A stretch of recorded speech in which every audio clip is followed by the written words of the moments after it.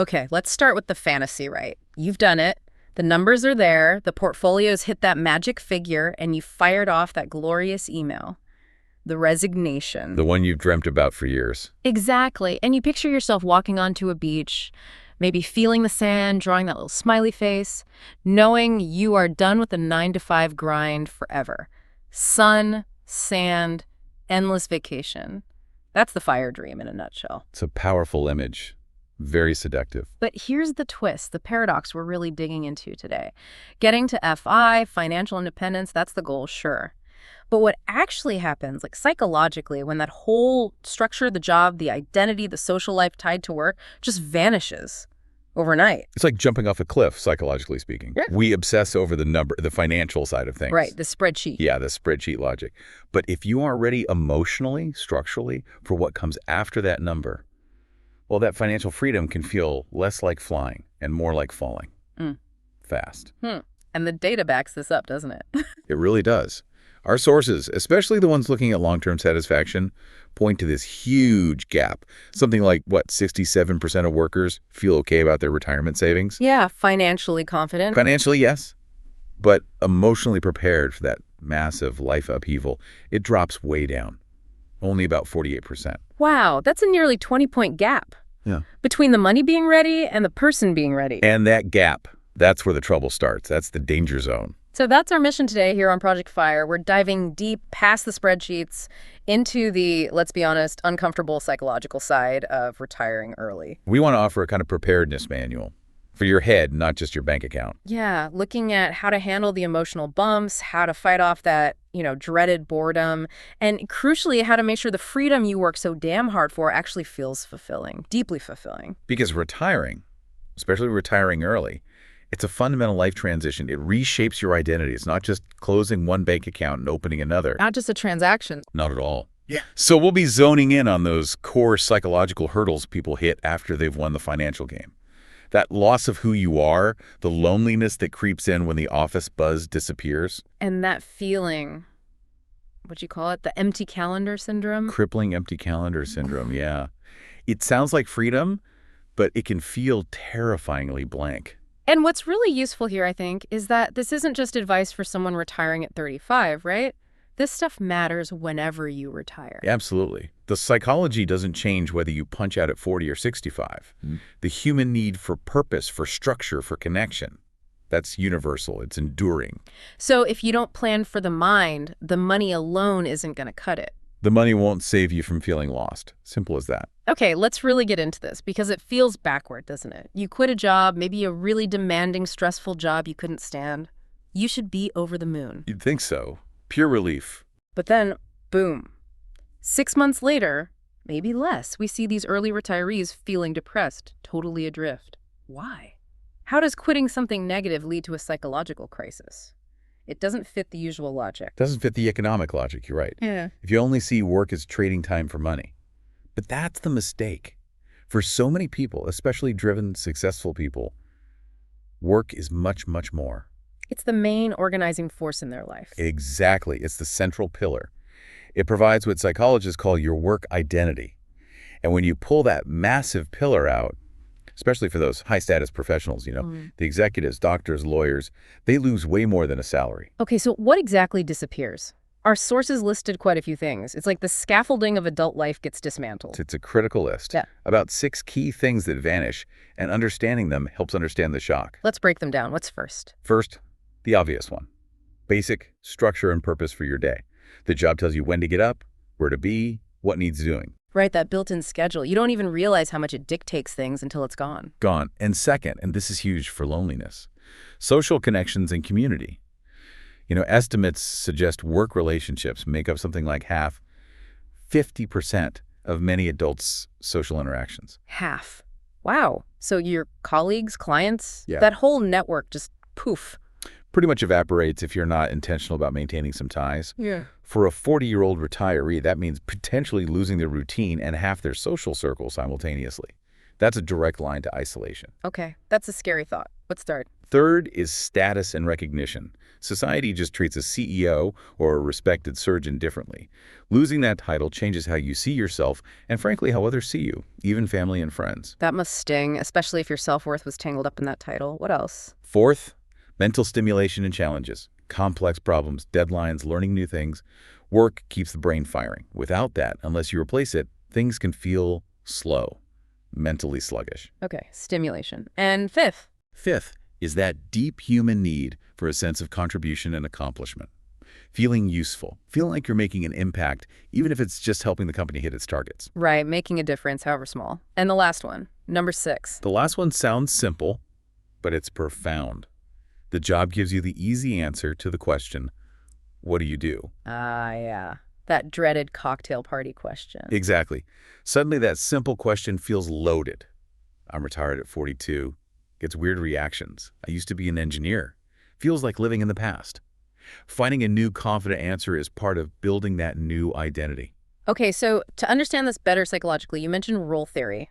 How does that help frame this identity loss? Role theory basically says that a lot of what we do every day is us acting out roles society defines for us, like being a parent, a manager, a friend, a volunteer. A worker. A worker, exactly. And in our society, that worker role is often the most dominant one. It's how we categorize people, how we understand their skills, their status. It's the first thing we ask. So when someone in the FIRE movement quits, they're not just losing income, they're losing their main script, their main role. Precisely. It leaves a huge vacuum. And this leads to the danger of over-identification. This is where being really successful in your career can actually make retiring harder. Wait, explain it. Why would being a top executive make you more vulnerable? That seems counterintuitive. Because if your sense of self, your core value, gets completely fused with your job title, I am the chief marketing officer, not just I do the CMO job, then your psychological foundation is brittle. So any work stress feels like a personal attack. Right. It leads to burnout while working. But then, when the role disappears entirely at retirement, it feels like you disappear. Who am I if I'm not the CMO? The question becomes existential. Wow. So the planned exit feels like a threat to your very being? For some, yes.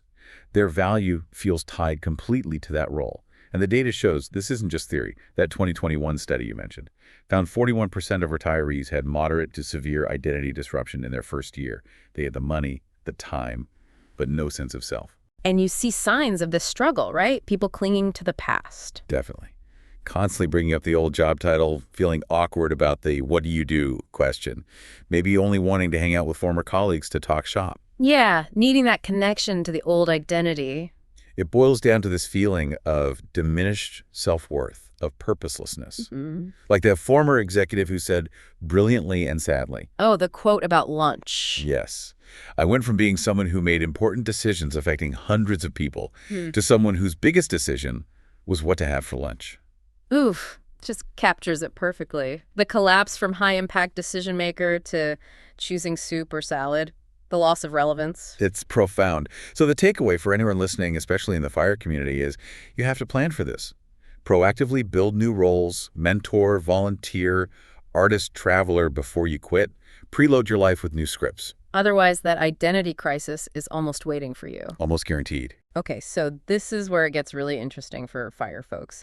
The common idea is hate the job, get FI, unlimited free time, happiness solved. Right. That's the formula people assume. But as we just covered, the big problem often isn't a lack of money. It's suddenly having way too much unstructured time. It's the sheer volume of it that people don't grasp beforehand. Think about this.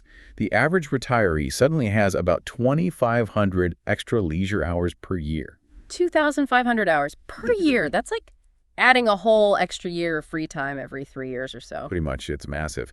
And most people go into it with this, frankly, unrealistic vision of endless relaxation. Watching TV, maybe some travel. Sounds good for a week, maybe 2. Exactly. It's great for decompressing. But the brain isn't built for passive reception forever. Without new challenges, that passive stuff quickly leads to boredom, then anxiety, then potentially depression. Existential boredom is a real thing. The brain needs problems to solve, not just input. So what happens when that external job structure is just gone? You can fall into what psychologists call temporal disorientation. Time loses its shape. And you hit that empty calendar syndrome. That blank page looks like freedom initially. But it becomes overwhelming. It becomes exhausting. Right. Because you have to decide what goes on it every single day. You have to invent your own structure from scratch. And for people used to high-pressure structured jobs, that lack of external demand can feel weirdly stressful. Creates internal pressure, yeah. And that leads straight to decision fatigue. We know about this at work. Too many choices drain you.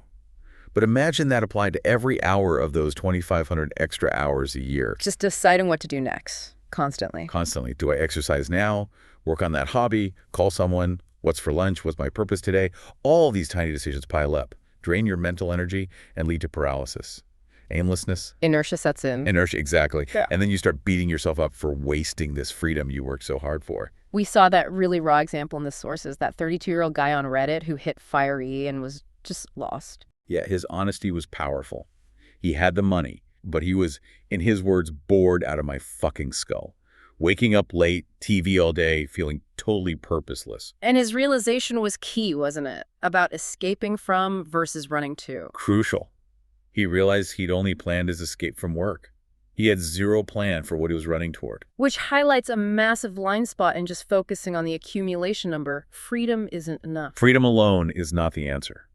And the consequences can be severe. Remember that study showing retirement increased the risk of clinical depression by 40%. 40%? That's huge. And that risk wasn't mainly about money, especially for early retirees. It was driven by the psychological fallout, the identity loss, the lack of structure. So chasing freedom without planning for purpose can actually lead to significant distress. Okay, so people fall into traps trying to manage this time. You mentioned two extremes. Right, and neither works long term. First is overcommitment. The panic reaction. Fill every second. Sign up for everything, classes, clubs, volunteering overload. Trying to recreate the busyness of work. Basically, yeah. But it leads to burnout just as fast, only without the paycheck. It feels like the same treadmill. Okay, so overdoing it is bad. What's the other extreme? Undercommitment. Failing to set up any routine. Just drifting. And that leads straight back to the decision fatigue, the aimlessness, wasting the day trying to figure out what to do. So the big insight here, especially for the kind of driven people drawn to FIRE, is that total absolute freedom isn't the goal. It's that humans, especially humans conditioned by decades of structured careers, actually thrive on routine. Not rigid, oppressive routine, but a framework. It provides security, structure, a launch pad for meaningful stuff. Freedom needs boundaries to feel good. Exactly.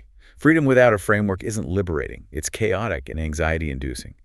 The key is replacing the external structure of the job with compelling internal structure you design yourself.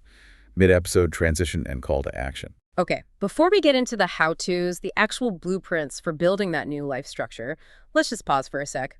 We're really digging into the other side of FIRE here, the part that makes sure the money actually translates into a life you love. The human side. The part that determines actual happiness. Yeah. So if this resonates with you, if thinking about this intentional planning feels important, maybe do us a quick favor.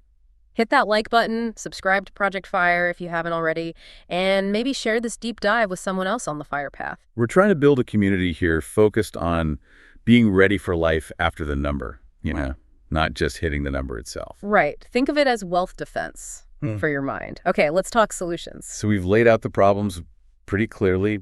Identity crisis, the void of time, decision overload. Yep, the scary stuff. Now, how do we fix it? What's the prescription?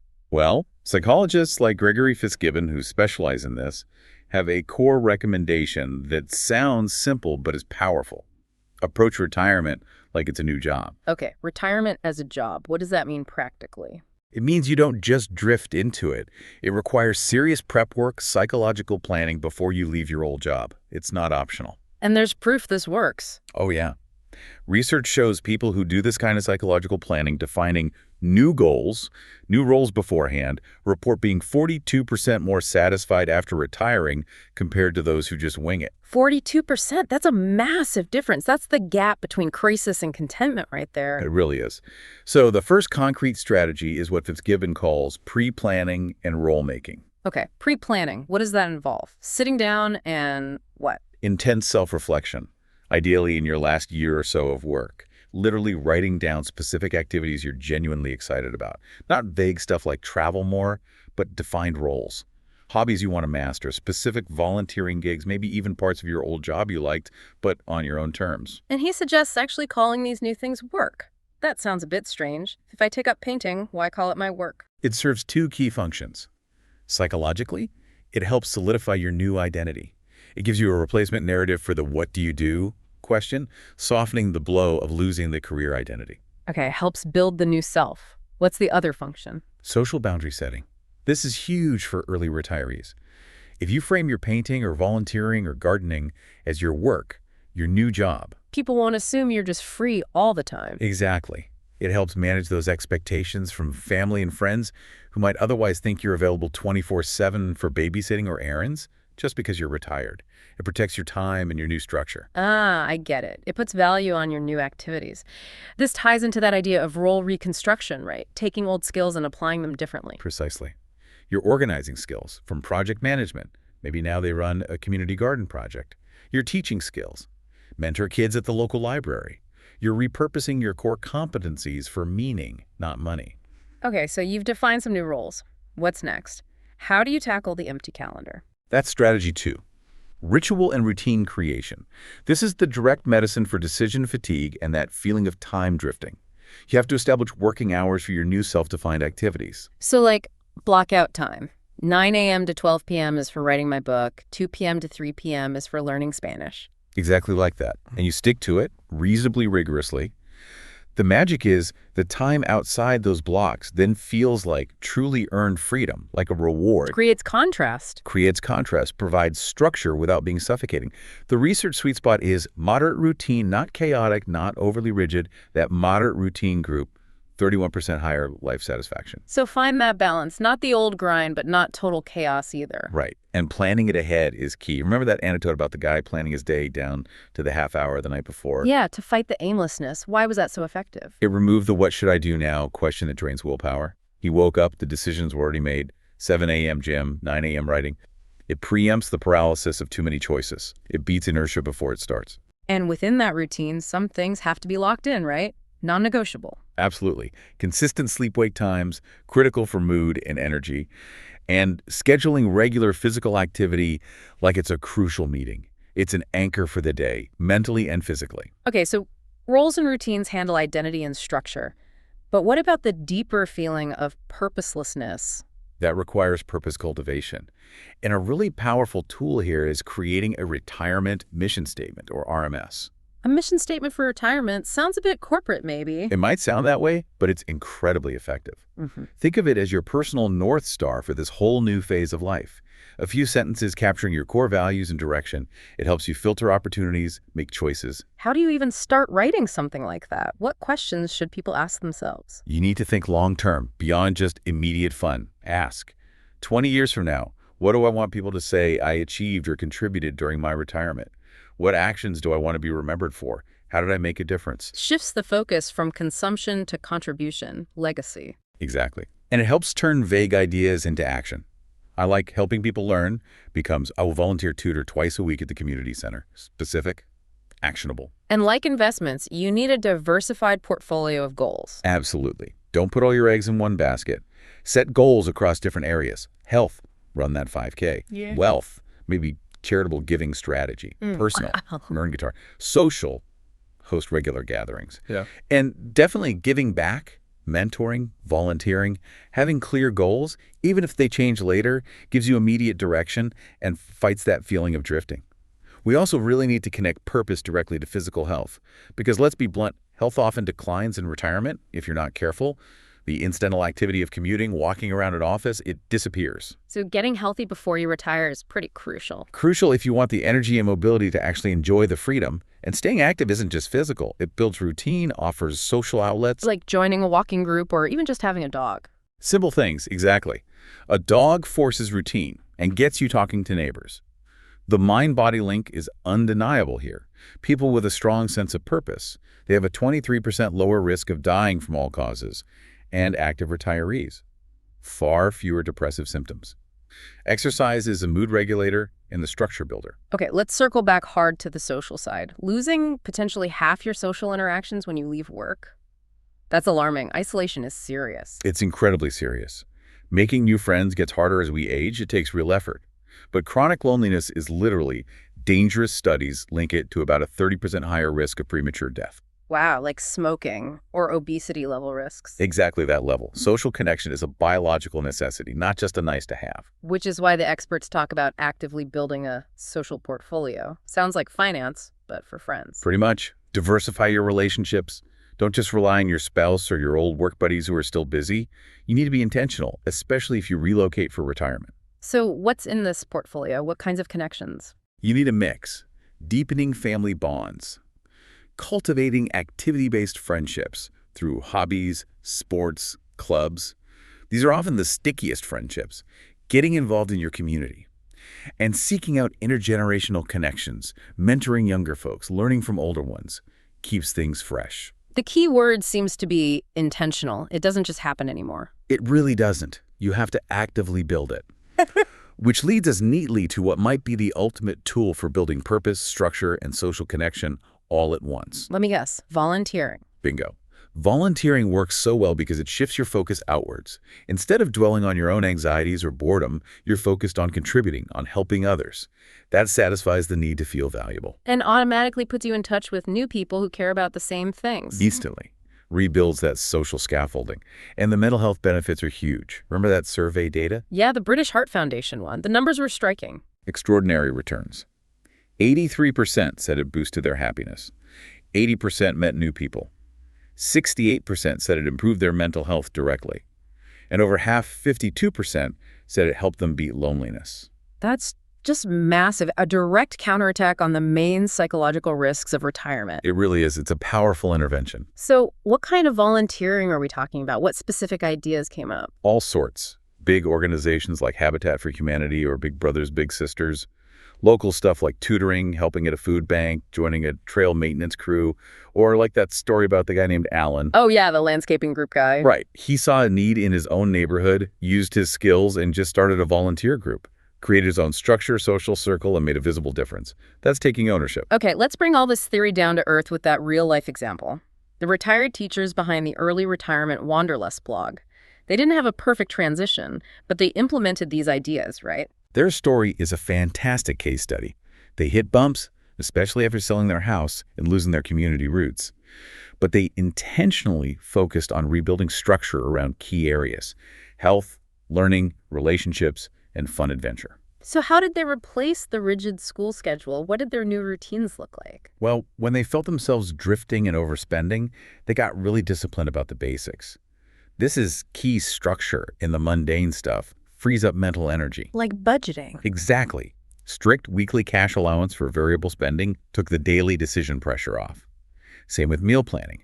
Ruthless weekly planning meant no daily what's for dinner, fatigue, and healthier eating. And they didn't just hope to exercise, they scheduled it. Like a mandatory staff meeting, daily walks, trail running, cycling, even specific mobility work for aging well.